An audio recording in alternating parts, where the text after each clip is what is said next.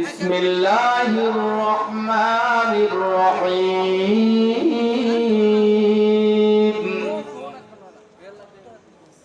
কুনতুম খায়রা উম্মাতিন উখরিজাত লিন-নাসি তা'মুরুনা বিল মা'রুফি ওয়া তানহাউনা আনিল মুনকার।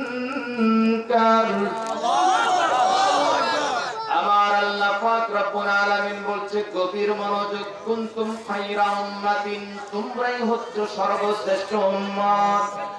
উখরিজাত লিন-নাস, তোমাদেরকে মানুষের জন্য বের করা হয়েছে, তোমাদেরকে মানুষের জন্য প্রেরণ করা হয়েছে। তা'মুরুনা বিল মা'রুফ, সৎ কাজের আদেশ করবে, ওয়া তানহাউনা আনিল মুনকার, অসৎ কাজ থেকে মানুষদেরকে বিরত রাখবে, বারণ করবে। দুইটা মিশন আমাদেরকে সর্বশ্রেষ্ঠ উম্মত করেছেন। দুইটা কাজ, মানুষদেরকে সৎ কাজের জন্য আহ্বান করা, ওই মানুষদেরকে আবার অসৎ কাজ থেকে বারণ করা। এই দুইটা মিশনের জন্য আল্লাহ পাক রব্বুল আলামিন আমাদেরকে সর্বশ্রেষ্ঠ উম্মতের সার্টিফিকেট দান করেছেন। খুশি না বেজার? আমার আল্লাহ পাক রব্বুল আলামিন আদম আলাইহিস সালামের উম্মতের জন্য এই সার্টিফিকেট দান করে নাই, মুসা আলাইহিস সালামের উম্মতের জন্য এই সার্টিফিকেট দান করে নাই, হযরত ইব্রাহিম আলাইহিস সালামের উম্মতের জন্য এই সার্টিফিকেট দান করে নাই, হযরত ঈসা আলাইহিস সালামের উম্মতের জন্য এই সার্টিফিকেট দান করে নাই।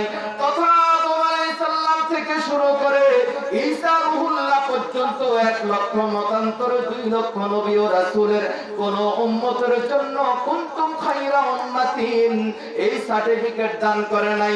এই সার্টিফিকেট শুধু দান করেছে আখিরি নবী, সর্বশ্রেষ্ঠ নবী, সকল নবীদের নবী, সকল নবীদের ইমাম, দো জাহানের বাদশা নবী মুহাম্মদুর রাসূলুল্লাহ সাল্লাল্লাহু আলাইহি ওয়াসাল্লামের উম্মতদেরকে।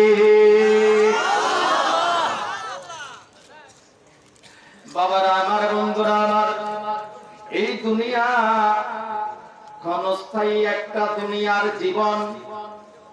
আর দুনিয়াও মাসরাআতুল আখিরা, এই দুনিয়াটা হচ্ছে আখিরাতের খেতি কামাই। কথা বলেন ঠিক না বেঠিক? আর একটু জোরে বলেন। এই যে আজকে যাদের জন্য দোয়ার আয়োজন করা হয়েছে, যাদের রূহের মাগফিরাতের জন্য ইসালে সওয়াবের মাহফিল দেওয়া হয়েছে,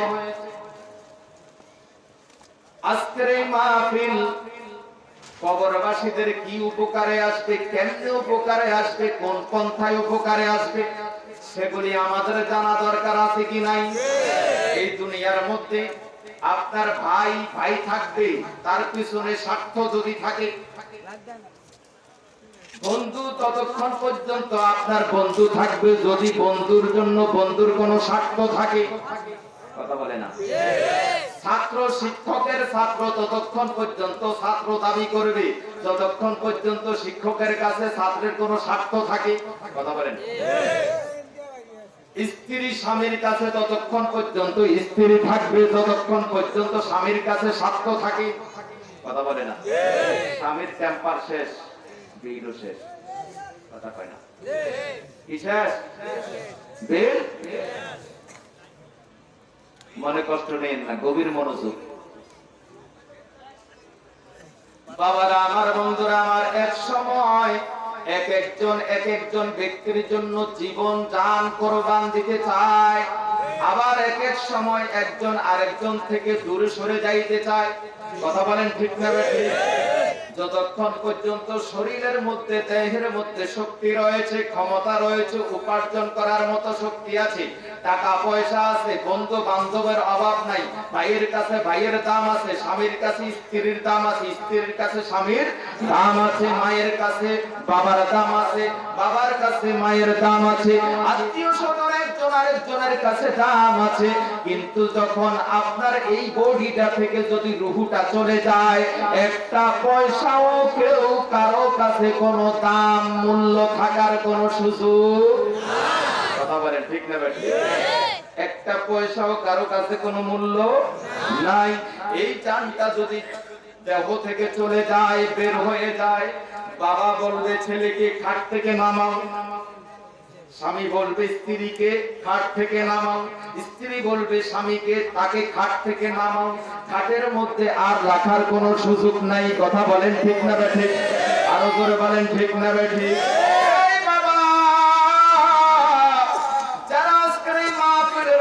উপস্থিত আছেন, যারা দূর দূরান্ত থেকে, বাড়ি ঘর থেকে যারা মাইকের আওয়াজ শুনতেছেন, এমন কোন গ্যারান্টি দিয়ে কেউ বলতে পারবেন না হুজুর দুনিয়ার কোন মানুষের কাছে, দুনিয়ার কোন মানুষ যদি কোনো প্রয়োজনে আসে, যদি তার কাছে প্রয়োজন মিটানোর জন্য যদি সেই জিনিস না থাকে, 1 ঘন্টা পরে আসেন, 2 ঘন্টা পরে আসেন, 1 দিন পরে আসেন, 2 দিন পরে আসেন, 1 সপ্তাহ পরে দিব, 1 মাস পরে দিব, কিছু সময় নেন, কিন্তু প্রত্যেকটা ব্যক্তির কাছে যখন মালাকুল মউত আসবে জান কবজ করার জন্য, ওই মালাকুল মউত রে একটা খামের ভিতরে কয়েক হাজার টাকা ঢুকাইয়া যদি টেবিলের নিচে দিয়া দেন, যে ওই মালাকুল মউত আজরাইল 1 মাস পরে আইসেন, শুনবে? একটু জোরে বলেন, শুনবে? কখন না জানি রেডি হয়ে আছে। এই দুনিয়ার মানুষ কেউ কারো কোনো আপন নয়। স্বার্থ যতক্ষণ আছে, বন্ধু ততক্ষণ আছে। কথা বলেন ঠিক না বেঠিক? নিষ্ঠুর এই পৃথিবীতে কেউ তো আপন নয় তোমারি, কেউ তো আপন নয়, কেউ তো আপন নয় তোমারি, কেউ তো আপন নয়। কথা বলেন ঠিক না বেঠিক? আরো জোরে বলেন নিষ্ঠুর এই পৃথিবীতে কেউ তো আপন নয় তোমারি, কেউ তো আপন নয়। স্বার্থ যতক্ষণ আছে, আপন ততক্ষণ আছে। স্বার্থ নাই, কেউ কারোরে চিনে না। কথা বলেন ঠিক না বেঠিক? তাদের সাথে তুমি হৃদয়ের বাঁধন, পাখি দিবে সবে তোমাকে স্বার্থ হলে সমর্পণ। কথা বলেন ঠিক না বেঠিক? স্বার্থ শেষ, 1 পয়সার মূল্য আপনার কাছে নেই। কথা বলেন ঠিক না? আরো জোরে কর।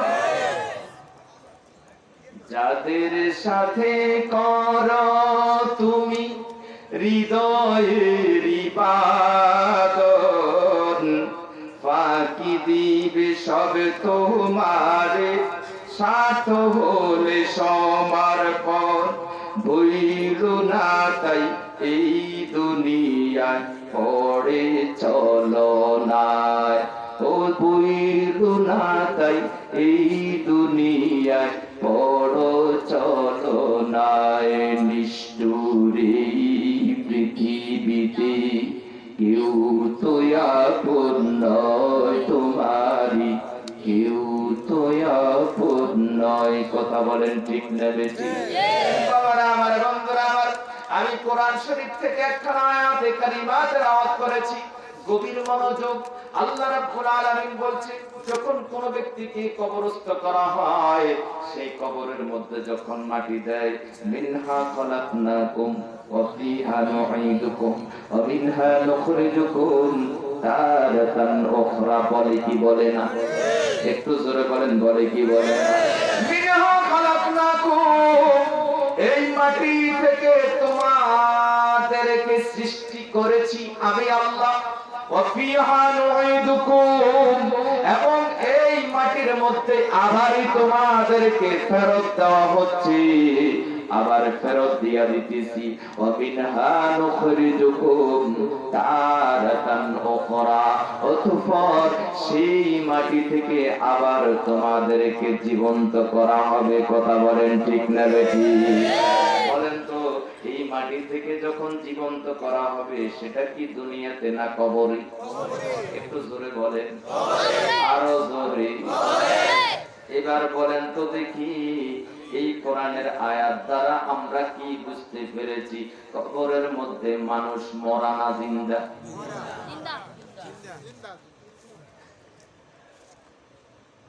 আবার বলি, এই আয়াতের অর্থটা আবার বলি। মিনহা খালাকনাকুম, এই মাটি থেকে তোমাদেরকে আমি আল্লাহ সৃষ্টি করেছি। অফিহা নুঈদুকুম, এই মাটির মধ্যে আবার তোমাদেরকে ফেরত দিচ্ছি। অমিনহা নুখরিজুকুম তারাতান উখরা, এই মাটি থেকে আবার তোমাদেরকে আমি সৃষ্টি করব, এই মাটি থেকে আবার তোমাদেরকে বের করব। ওই কবরের মধ্যে মুনকির নকির প্রশ্ন করবিনি? একটু জোরে বলেন। কয়টা? তিনটা। মরা মানুষকে করব না জিন্দা মানুষকে করব? জোরে বলেন। মরা না জিন্দা? এবার বলেন তো, কবরে যারা আছে মরা না জিন্দা? আরো জোরে। মরহুম নাসিরউদ্দিন সহ এই এলাকার যত মানুষ, কারো বাবা, কারো মা, কারো দাদা, কারো দাদি, কারো নানা, কারো নানি অন্ধকার কবরে শুয়ে আছে। কথা বলেন ঠিক না বেঠিক? মরা না জিন্দা? এই কবরের পাশ দিয়ে যখন আপনি হেঁটে যান, তখন কবরবাসীদেরকে লক্ষ্য করে একটা সালাম দেওয়া হয়, আসসালামু আলাইকুম ইয়া আহলাল কুবুর। কথা বলেন ঠিক না বেঠিক? এই যে শুরুতে বলেছিলাম সালাম দিলে 90 নেকি, তার জবাব দিলে 10 নেকি। আপনি কবরবাসীদেরকে আপনি কবরের পাশ দিয়ে হেঁটে যাওয়ার সময় আপনি সালাম দিলেন, আসসালামু আলাইকুম ইয়া আহলাল কুবুর। হে কবরবাসী, তোমাদের উপরে শান্তি বর্ষিত হোক। এই যে সালামটা দিলেন, সালাম দেওয়া হচ্ছে ওয়াজিব। আর আমি ভুল করলে হেরাও বলবে। সালাম দেওয়া হচ্ছে সুন্নাত, জবাব দেওয়া হচ্ছে আরো জোরে। আপনারা কি সজাগ আছেন? নেই? আমি ভুল করলে কি আপনারাও ভুল করবেন? সালাম দেওয়া হচ্ছে সুন্নাত, আর সালামের জবাব দেওয়া হচ্ছে একটু জোরে বলেন ওয়াজিব। কবরবাসীকে আপনি সালাম দিলেন, সেই কবরবাসী আপনি সালাম দিয়ে আপনি সুন্নাত আদায় করলেন, তাদের উপরে ওয়াজিবটা বাধ্যতামূলক করে দিলেন। যদি কবরের মধ্যে লোক জীবিত না থাকে, তাহলে কাকে আপনি সালাম দিলেন? ওই কবরবাসী যদি আপনার সালামের জবাব না দেয়, তাহলে একটা ওয়াজিব তরক করার গুনাহ আপনার আমলনামায় আসবে কি আসবে না? একটু জোরে বলে, আরো জোরে বলে। প্রত্যেকটা কবরবাসী কবরের মধ্যে জীবিত আছে কি নাই? একটু জোরে বলেন, আছে কি নাই? আমার দয়াল নবী রাহমাতুল লিল আলামিন হুজুরে পূর্ণ সাল্লাল্লাহু আলাইহি ওয়াসাল্লাম ঘোষণা করেছেন, বাবারা আমার, বন্ধুরা আমার, আমরা এমন এক সময় এসেছি, এই সময়টা খুব কঠিন সময়, এই জমানাটা খুব কঠিন জামানা। মা দুনিয়া থেকে চলে গেছে, বাবা দুনিয়া থেকে চলে গেছে, ভাই দুনিয়া থেকে চলে গেছে, স্বামী স্ত্রী দুনিয়া থেকে চলে গেছে, কিন্তু মাটি দিয়ে আসার পর পর্যন্ত এখনো পর্যন্ত একটা বার কবরের পাশে যাই নাই। এরকম আছে কিনা? একটু জোরে বলেন, আছে কিনা? আমার দয়াল নবী রাহমাতুল লিল আলামিন হুজুরে পূর্ণ সাল্লাল্লাহু আলাইহি ওয়াসাল্লাম ঘোষণা করেছেন, মান যারা কবরা ওয়ালিদাইহি ফি কুল্লি জুমআতিন আও আহাদুহুমা ফাকারা ইনদাহুমা আও ইনদাহু ইয়াসিন গুফিরা লাহু বিআদাদি কুল্লি আয়াতিন আও হারফিন। যদি কোন সন্তান তার মা অথবা তার বাবার কবরের পাশে যাইয়া জিয়ারত করে, ওই কবরের পাশে দাঁড়াইয়া যদি সূরা ইয়াসিন তেলাওয়াত করে, আমার দয়াল নবী রাহমাতুল লিল আলামিন ঘোষণা করছেন, এই সূরা ইয়াসিনের মধ্যে যতগুলি হরফ রয়েছে, এই সূরা ইয়াসিনের মধ্যে যতগুলি আয়াতে কারিমা তেলাওয়াত করা হয়েছে, তার বিনিময়ে এই কবরের মধ্যে যেই ব্যক্তিটা শুয়ে রয়েছে, ওই প্রত্যেকটা হরফের বিনিময়ে ওই কবরের বাসীর কবরের আযাব আল্লাহ মাফ করে দেন। বাবার আমার, বন্ধুরা আমার দয়াল নবী রাহমাতুল লিল আলামিন হুজুরে পূর্ণ সাল্লাল্লাহু আলাইহি ওয়াসাল্লাম থেকে আরেকখানা হাদিস বর্ণনা হচ্ছে, উমদাতুল কারি ফি শারহ সহিহুল বুখারী, বুখারী শরীফের শরহ গ্রন্থ উমদাতুল কারি ফি শারহ সহিহুল বুখারী, এই কিতাবের মধ্যে হযরত আলী ইবনে আবি তালিব রাদিয়াল্লাহু তাআলা আনহু থেকে হাদিস বর্ণিত। আমার নবী রাহমাতুল লিল আলামিন থেকে তিনি হাদিস বর্ণনা করতেছেন। আমার নবী রাহমাতুল লিল আলামিন বলতেছেন, মান মাররা আলাল মাকাবিরি ওয়া ক্বারা কুল হুয়াল্লাহু আহাদ 11 মাররা সুম্মা ওয়াহাবা আজরাহু লিল আমওয়াত উতিয়া মিনাল আজরি বিআদাদিল আমওয়াত। সুবহানাল্লাহ বলেন। রাদিয়াল্লাহু তাআলা আনহু তিনি বলতেছেন, আমি নবী করিম সাল্লাল্লাহু আলাইহি ওয়াসাল্লাম থেকে শুনেছি এবং নবী করিম সাল্লাল্লাহু আলাইহি সাল্লামকে দেখেছি। আমার দয়াল নবী রাহমাতুল লিল আলামিন কোন এক কবরস্থানের পাশ দিয়ে যাইতেছেন, ওই কবরের স্থানের পাশে দিয়া দাঁড়াইয়া আমার নবী রাহমাতুল লিল আলামিন বলতেছে, মান মাররা আলাল মাকাবিরি ওয়া ক্বারা কুল হুয়াল্লাহু আহাদ 11 মাররাত। কোন ব্যক্তি কবরের পাশ দিয়া যাওয়ার সময় যদি ওই কবরস্থানের পাশে দাঁড়ায়া যদি 11 বার কুল হুয়াল্লাহ শরীফ যদি পড়ে, আমার দয়াল নবী রাহমাতুল লিল আলামিন বলতেছেন, সুম্মা ওয়াহাবা আজরাহু লিল আমওয়াত, এরপরে সে যদি এই সূরা ইখলাসের সবটুকু ওই কবরবাসীর জন্য বকশিশ করে দেয়, ওতিয়া মিন আজরি বিআদাদিল আমওয়াত। আল্লাহ পাক রব্বুল আলামিন যে ব্যক্তি জিয়ারত করেছে, যে ব্যক্তি সূরা ইখলাস পড়ে দোয়া করেছে, ওই হাদিয়াটা কবরবাসীর জন্য প্রেরণ করে দিয়েছে। আমার দয়াল নবী রাহমাতুল লিল আলামিন বলতেছে, এই কবরের মধ্যে যতগুলি মানুষ শুয়ে রয়েছে, প্রত্যেকটা ব্যক্তির সমপরিমাণ সওয়াব জীবিত যেই ব্যক্তিটা কবর জিয়ারত করেছে তার আমলনামায় দান করে দেন। আরেকটু জোরে বলেন। বাবারা আমার, বন্ধুরা আমার দয়াল নবী রাহমাতুল লিল আলামিন থেকে আরেকটা হাদিস বর্ণিত। আন আনাস রাদিয়াল্লাহু তাআলা আনহু আন্না রাসূলুল্লাহ সাল্লাল্লাহু আলাইহি ওয়াসাল্লাম قال من دخل المقابر فقرأ সূরাত ইয়াসিন।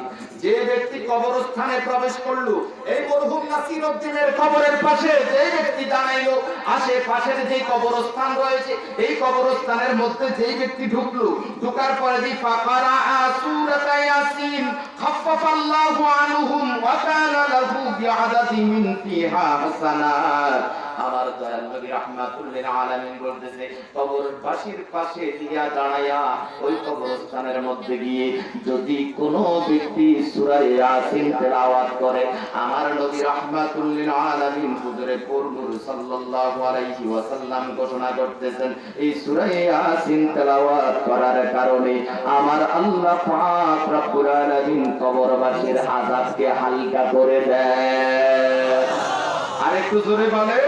ওয়া কানা লাহু বিআদাদি মান ফিহা হাসানাত।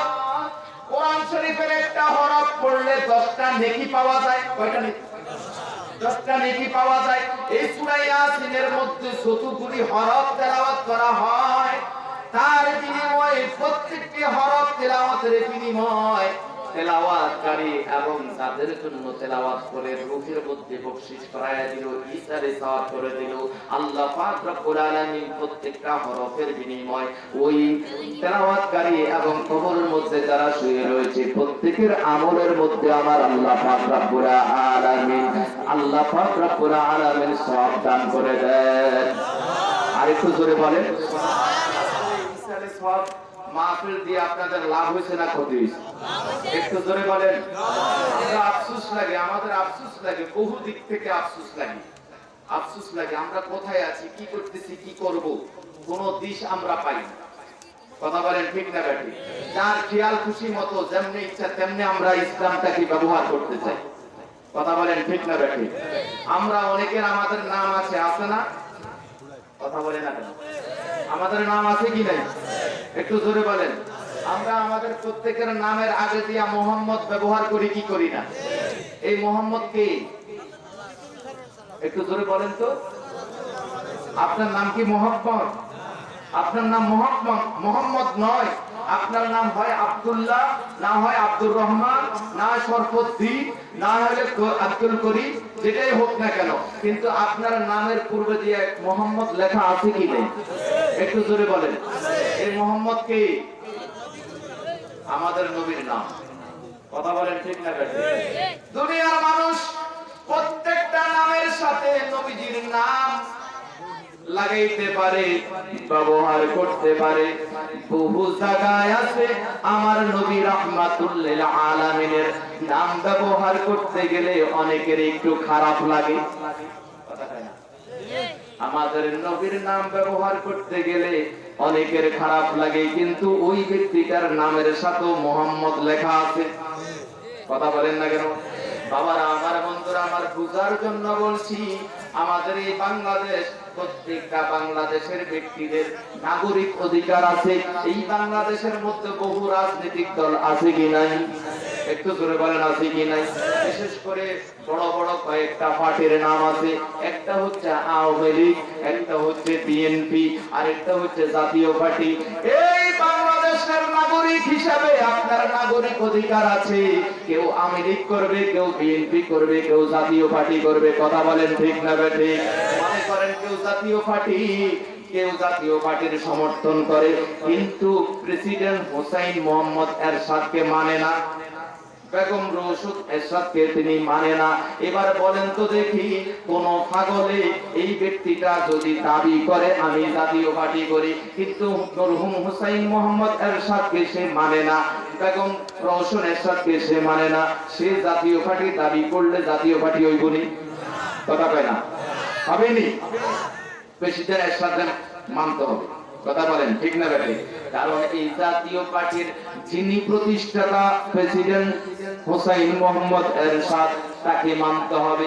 কেউ ধরেন বিএনপি করে, কিন্তু বেগম খালেদা জিয়াকে মানে না, প্রেসিডেন্ট শহীদ রাষ্ট্রপতি জিয়াউর রহমানকে মানে না, কিন্তু সে দাবি করে আমি বিএনপি। এবার কোন পাগলে তারে বিএনপি কই বলি? কথা কোন কই বলি? ধরেন মনে করেন কেউ আওয়ামী লীগ নিজেকে দাবি করে, বঙ্গবন্ধু শেখ মুজিবুর রহমান সাহেবকে মানে না, প্রধানমন্ত্রী শেখ হাসিনাকে মানে না, যদিও সে আওয়ামী লীগ দাবি করে, আওয়ামী লীগ হবেনি? একটু জোরে বলেন, বিএনপি হবেনি?